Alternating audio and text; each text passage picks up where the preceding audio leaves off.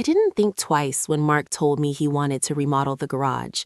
It was a random Tuesday night, one of those quiet ones where we both ended up eating dinner on the couch, with the TV playing something neither of us was really watching. He had his laptop open, scrolling through something, his jaw set in that focused way he had when he was about to pitch an idea. "I've been thinking," he said, not looking at me at first. "We should redo the garage. Like, really redo it." I glanced over.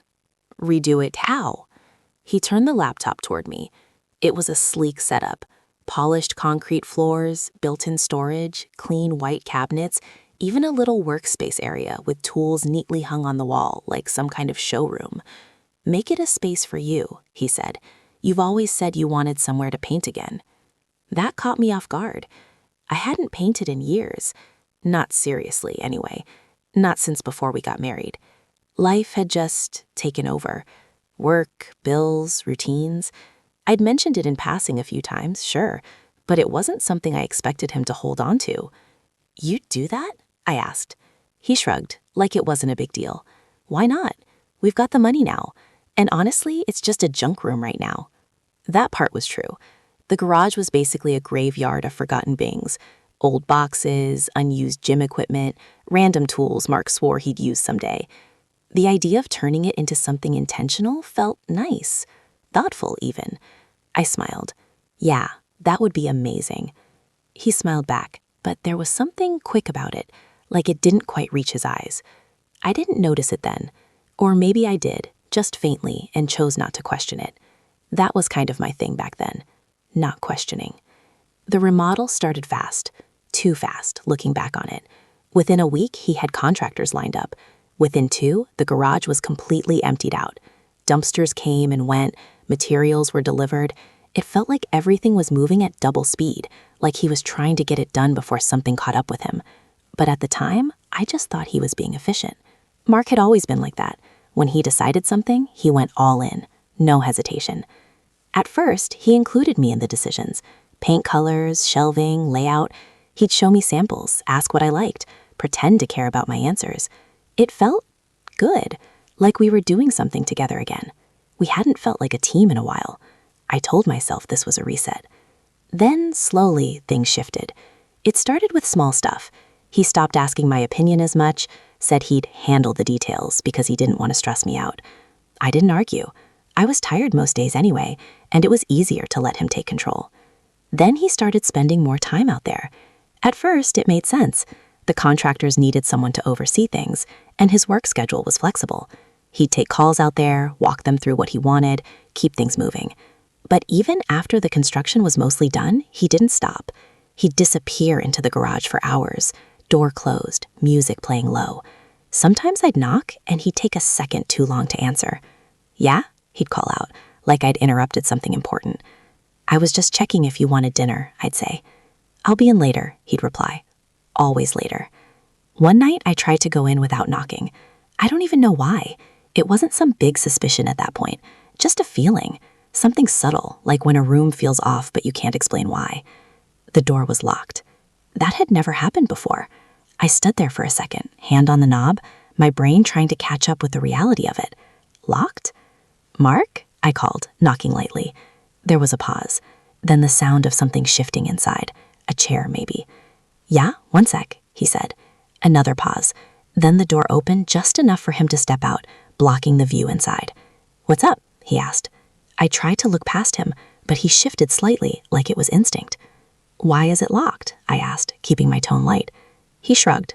"Tools. Expensive stuff. Just being careful." That made sense, on paper, but it didn't feel right. I nodded anyway. "Okay, dinner's ready. I'll be in soon." He didn't. That night, I lay in bed staring at the ceiling, listening to the faint hum of something from the garage. I told myself I was being paranoid, that there were logical explanations for everything. There usually were. But something had changed. I could feel it in the way he moved around me, the way he touched me less, the way his phone was suddenly always face down. I didn't confront him.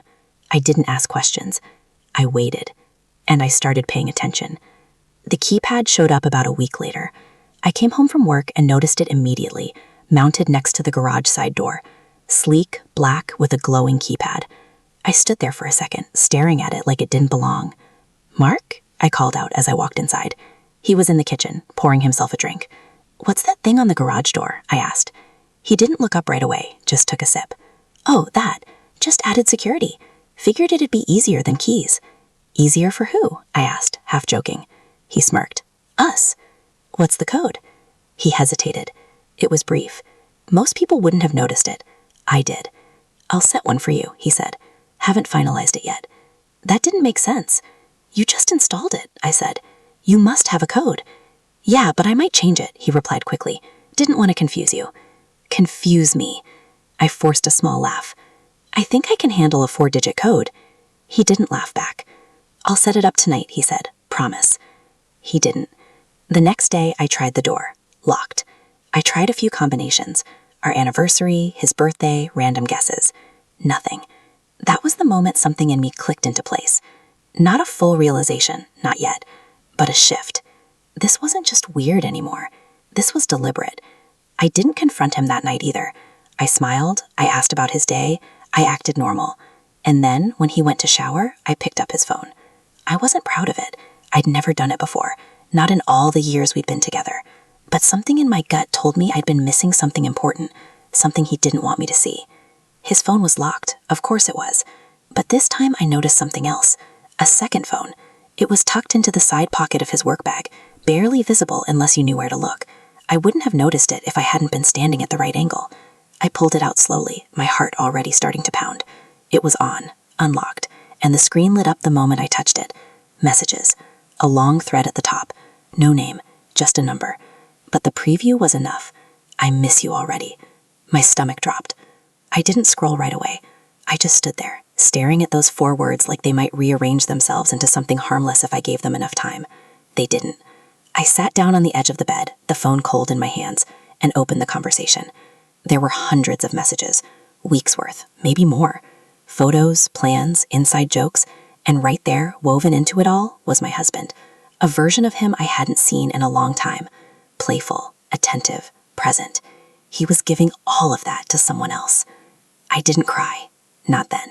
I didn't throw the phone or storm into the bathroom or demand answers. I just read. And the more I read, the clearer it became. This wasn't new. This wasn't a mistake. This was a full, deliberate second life. And the garage? It wasn't for me. It was for her. I didn't sleep that night.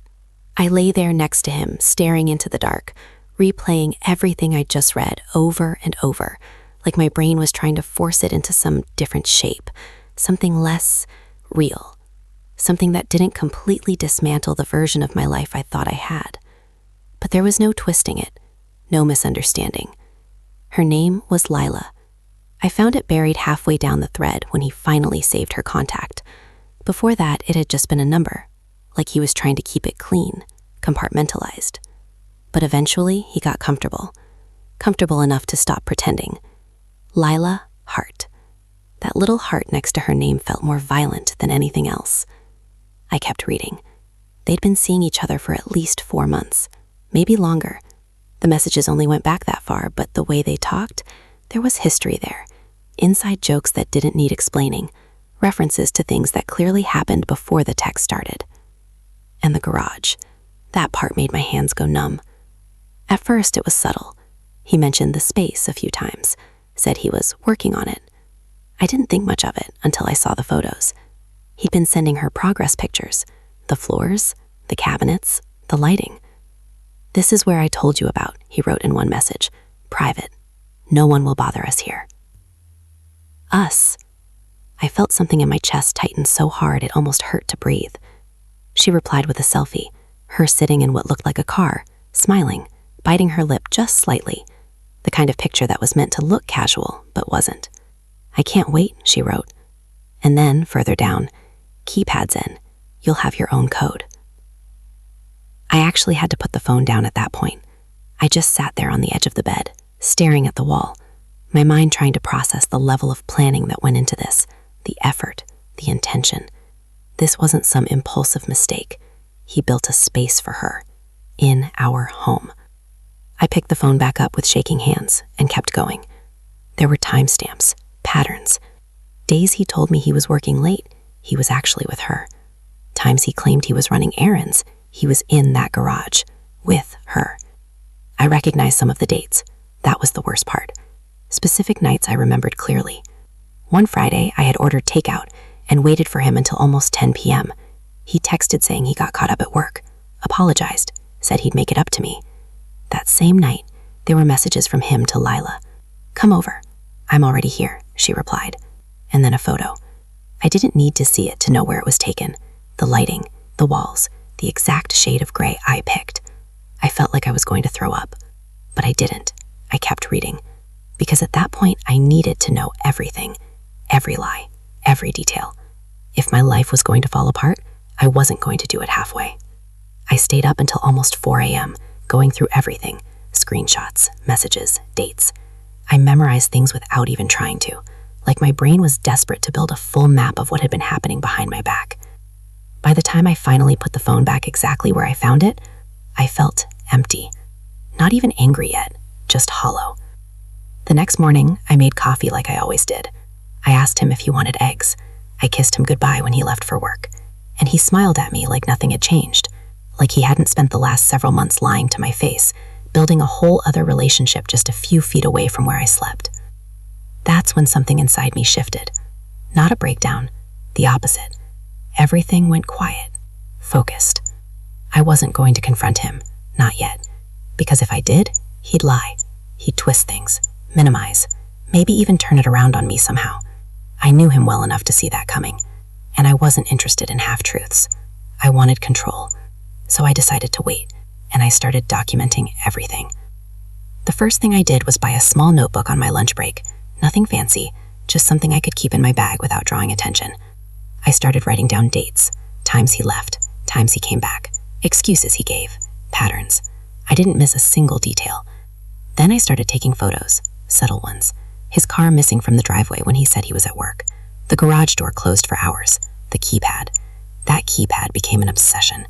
I watched him use it one evening from the kitchen window, pretending to wash dishes while I memorized the movement of his fingers. 4 digits. Fast. Too fast to catch right away. But I kept watching. Every chance I got. And then about a week later, I got it. 1907. I waited until he left the house. My heart was pounding so hard it felt like it might give me away even though I was alone. I walked up to the garage door slowly, like it might somehow react to my presence. I punched in the code. The lock clicked. That sound. It was small, quiet, but it felt like crossing a line I could never come back from. I opened the door. The first thing I noticed was how clean it was. Not just newly renovated clean, maintained, intentional. There was no clutter, no dust, no sign that this was just a workspace. It looked like a private studio, or a hideout. There was a couch. That hadn't been part of the plan he showed me. A small one, tucked against the far wall. There were blankets, a throw pillow, and a scent in the air that didn't belong to me. Something sweet, subtle. Definitely not anything I owned. I walked further in, my footsteps slow, careful, like I was afraid the room itself might reject me. There were glasses on a small table, 2 of them, one with a faint lipstick mark. I stared at it for a long time. I didn't touch it. I didn't want to smudge the evidence. I just looked. This was real. This wasn't messages on a screen anymore. This was physical. This was happening in my house, behind a door I wasn't allowed to open. I took pictures. Everything. The couch, the glasses, the blanket. There was a drawer near the workbench. I hesitated for a second before opening it. Inside, there were things that made my chest tighten all over again. Not tools, personal items. A hair tie, a small makeup bag, a charger that didn't match any of our devices. She had a place here, not just visits. A place. I closed the drawer slowly, my hands steady in a way that didn't match what I was feeling inside. Because underneath all of it, the shock, the hurt, the disbelief, something else was growing. Something colder, more controlled. I wasn't going to explode. I wasn't going to give him the chance to talk his way out of this. I was going to let him keep going, and I was going to watch. That same night, he went out to the garage again, like he always did. Door locked, music low. I sat on the couch, phone in my hand, staring at the clock, and for the first time, I didn't feel confused. I felt certain. This wasn't just cheating. This was a whole other life, and I was standing right on the edge of it, finally seeing everything clearly. I didn't knock. I didn't call his name. I just sat there and waited. Waiting became routine faster than I expected. Not the kind of waiting where you're hoping something changes, not the kind that comes with anxiety or desperation. This was different, controlled, intentional, like I had stepped outside my own life and started observing it from a distance, taking notes instead of reacting. Mark didn't notice. That was the part that almost made it easier. If anything, he seemed more relaxed, like whatever tension had been sitting between us for the past few months had just disappeared. He laughed more, touched my shoulder when he passed by, asked me about my day in a way that almost felt genuine. It was unsettling, because now I knew where that version of him came from. He wasn't fixing anything between us. He was just balancing two lives better. I kept documenting, every day, every detail. I noticed patterns in a way I never had before. Tuesdays and Fridays were the most consistent. He'd start acting slightly distracted around dinner time, checking his phone more often, that subtle shift in his energy like he was already somewhere else. By 8:30, he'd find a reason to step outside. Need to check something in the garage. Forgot I left the drill out there. Just gonna take a quick call. Always quick, never quick. I stopped watching TV at night. Instead, I sat quietly, sometimes with a book I wasn't reading, sometimes just staring at my phone, listening to the faint hum of music through the wall that connected the house to the garage. That wall started to feel symbolic, like it was the only thing separating two completely different realities. About 3 weeks into this, I saw her. Not clearly at first, just a car. I had been standing near the front window, pretending to adjust the blinds, when a silver sedan pulled up slowly and parked a little further down the street instead of directly in front of the house. That alone was enough to make my pulse spike. No one who belonged here parked like that. I stayed still, barely breathing, watching through the narrow gap in the blinds. The engine cut off. A few seconds passed. Then the driver's door opened. She stepped out. Even from a distance, I could tell she was younger than me. Not dramatically, but enough. Late 20s maybe. Long dark hair, loose waves falling over her shoulders. She wore jeans and a fitted jacket, casual but put together in a way that looked effortless. She looked normal. That was the strangest part. Not glamorous, not intimidating, just someone you'd pass at a grocery store and never think twice about. She glanced around briefly like she was checking if anyone was watching. I didn't move. Then she walked, not toward the front door, toward the side of the house, toward the garage. I moved quietly, keeping my steps light, and shifted to the kitchen window where I had a clearer view of that side. She walked straight up to the keypad, no hesitation. Her fingers moved quickly. 1907. The door unlocked. She slipped inside like she'd done it 100 times. The door closed behind her. And just like that, she was inside my house. My hands were shaking, but I didn't feel out of control. I felt focused, because now I had confirmation of something I already knew, but hadn't fully witnessed. This wasn't occasional. This wasn't spontaneous. This was routine. She had a code, her own access, her own place in my home. I checked the time. 8:47 p.m. Mark had gone out to the garage at 8:30. 17 minutes. That was the gap. I wrote it down immediately. Everything mattered, every detail. I didn't go outside. I didn't knock. I didn't make a sound. Instead, I walked back into the living room, sat down on the couch, and stared at the wall. The same wall I'd been staring at for weeks. Only now I knew exactly what was happening on the other side of it, and that changed everything. That night, I didn't sleep again, but not because I was overwhelmed, because I was thinking, planning. Up until that point, I had been collecting information without a clear endgame, just gathering pieces, trying to understand the full picture. Now I had it, or at least enough of it, and the question shifted. It wasn't, is he cheating? It was, what do I do with this? Divorce was the obvious answer, clean, simple, walk away. But something about that felt incomplete. Not because I wanted revenge in some dramatic, explosive way, but because of the level of deception, the effort he put into this, the fact that he built a second life inside our home and expected me to just exist around it, unaware. Walking away quietly didn't feel like enough. So I started thinking differently, strategically. I began organizing everything, all the photos, screenshots, notes. I created folders on my laptop, backed everything up to a cloud account he didn't know about. I labeled dates, cross-referenced messages with timelines. I built a timeline so detailed it felt like I could account for nearly every lie he told me over the past few months. It became almost clinical, like I was studying a case instead of living in it. And then something happened that shifted everything again. It was a Sunday afternoon. Mark had left the house around noon, saying he was meeting a client. I didn't question it. I never questioned anything anymore. I used the time to go through his second phone again. He'd gotten careless with it, leaving it in his bag more often, assuming I'd never look. He was wrong. I was scrolling through the messages, looking for anything new, when I noticed something I hadn't paid attention to before. A name. Not Leela, someone else. It wasn't saved as a contact, just a number, but the messages were different, less frequent, more direct. And then one message stood out. I think she knows. My heart didn't race this time. It slowed. I opened the thread. The conversation was short, tense. Why would you say that? Mark had replied. She's been asking questions. Not directly, but something's off. She hasn't said anything to me. That doesn't mean anything. There was a pause in the messages. Then, we need to be careful. That was for Mark. I stared at the screen, my mind processing this new layer. She was nervous, not about him, about me, which meant she wasn't as secure in this as I thought, which meant there was pressure, and pressure created cracks. I kept reading. A few messages later, something else occurred, something that made my entire body go still. A photo, not of them, of a man, standing next to a car. It looked like it was taken from a distance, slightly zoomed in.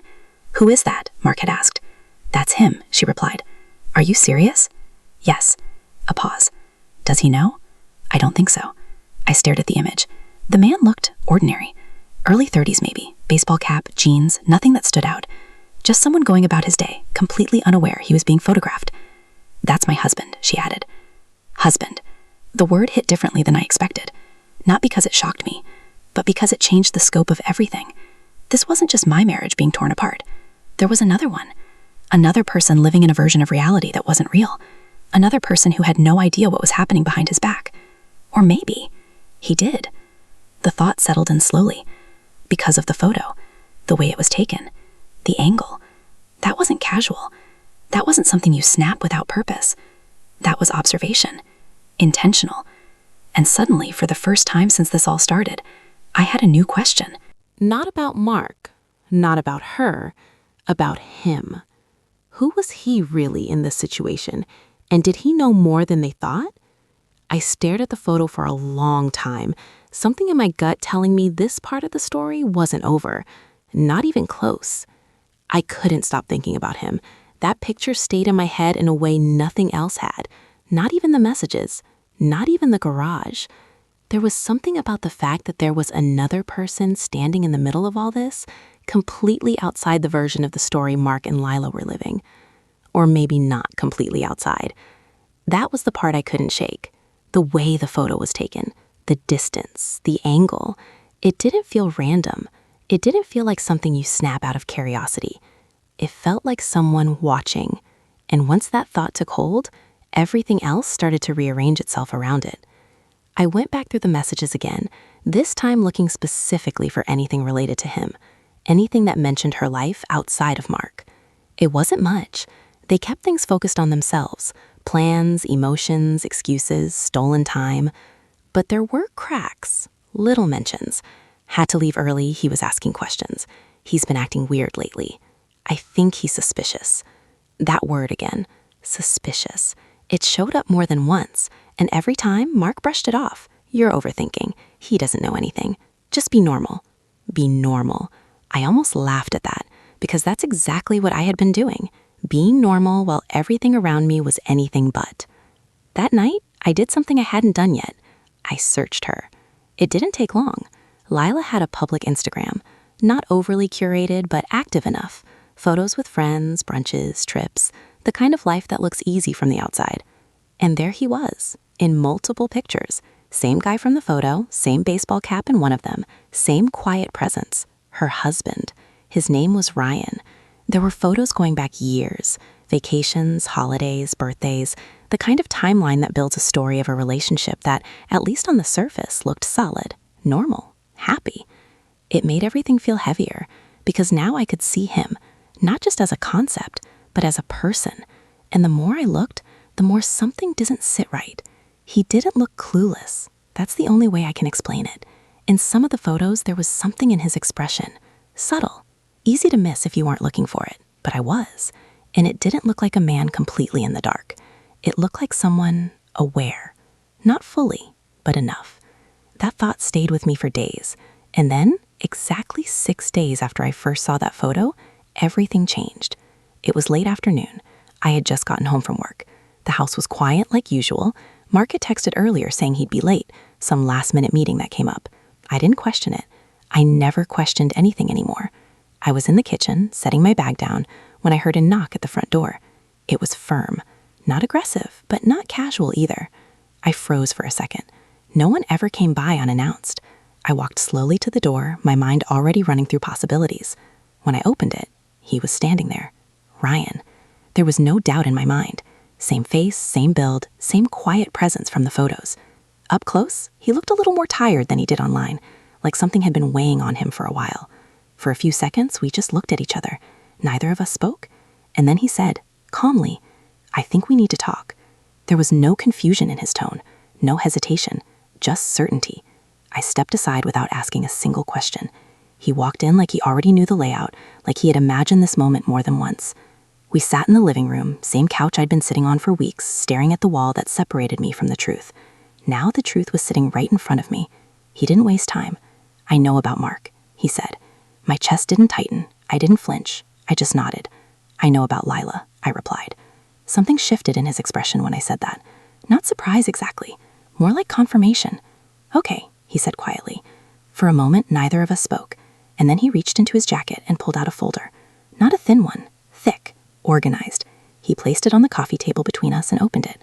Photos, printed, dates written in the corners, screenshots, phone records, even GPS logs. I stared at it, my mind recognizing the structure immediately. He had been doing the same thing I had, documenting, watching, waiting. "I started noticing things about 2 months ago," he said. "At first, I thought I was losing it. You know how it goes. You tell yourself you're overthinking, that there's a logical explanation." I nodded again, because I knew exactly how that felt. "But then I found messages," he continued. "Not everything. She was careful, but enough." He tapped the folder lightly. So I started digging. I looked down at the evidence spread out in front of me. It was thorough, more thorough than mine in some ways. Different angles, external confirmations, things I hadn't even considered. "You've been tracking them," I said. "Yeah." "For how long?" 6 weeks. 6 weeks. That meant we had been doing this at the same time. 2 separate people in 2 separate homes, uncovering the same betrayal from opposite sides. It felt surreal. "I didn't come here to confront you," he said, "or to cause a scene." "I figured," I replied. He nodded. "I came here because we have the same problem." That word again. Problem. Simple, clinical, accurate. I leaned back slightly, studying him more carefully now. He wasn't angry in the way I expected. There was something else there. Control. The same kind I had been feeling. "What do you want?" I asked. He didn't answer right away. Instead, he reached into the folder again and pulled out a smaller stack of papers. "These are financial records," he said. "Joint accounts, transactions, things they've been paying for." I frowned slightly. "What does that have to do with anything?" He looked at me directly. "Because this isn't just about cheating." There was a pause. Then he said it. "They've been planning something." My stomach dropped, but not in the chaotic way it had before. This was sharper, more focused. "What do you mean?" I asked. He slid one of the papers toward me, a receipt, then another and another. Hotel bookings, large purchases, transfers between accounts, amounts that didn't make sense for casual spending. "They're not just seeing each other," he said. "They're setting something up." I stared at the numbers, my mind starting to connect dots I hadn't even known existed. "How do you know?" I asked. He looked at me directly. "Because I followed them," he said. That made me look up. "You what?" "I followed them last weekend," he repeated. "They met outside the city. Thought they were being careful." My pulse slowed again, that same controlled feeling settling in. "And?" I asked. He held my gaze. "They're planning to leave." The room felt different after that. Quieter. Heavier. "They're pooling money," he continued. "Making arrangements. I don't have every detail yet, but it's enough to know this isn't just an affair." I let that sink in. All of it. The garage, the secrecy, the planning. It wasn't just about hiding from us. It was about, eventually, disappearing from us. Starting over. Together. And leaving everything else behind. Including us. I exhaled slowly. Not shaky. Not emotional. Just steady. Ryan watched me carefully, like he was waiting to see how I'd react. I didn't give him anything dramatic. I just asked, "Why are you telling me this?" That was the moment his expression changed. Just slightly. Enough to matter.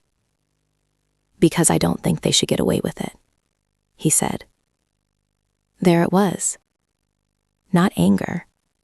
Not heartbreak. Something colder. More deliberate. "What are you suggesting?" I asked. He leaned back slightly, finally letting a hint of something else show through. A plan. "I'm suggesting we stop them," he said. The words hung in the air between us. Simple. Direct. Dangerous. I looked down at the evidence again, then back at him. 2 people who had been lied to. 2 people who had been watching from the shadows. Now sitting in the same room, on the same side, facing the same truth. And for the first time since all of this started, I felt something new. Not confusion, not pain, not even anger. Clarity. I met his eyes. "Okay," I said. And just like that, everything shifted. Not the end of the story, not even close, but the beginning of something neither of them saw coming.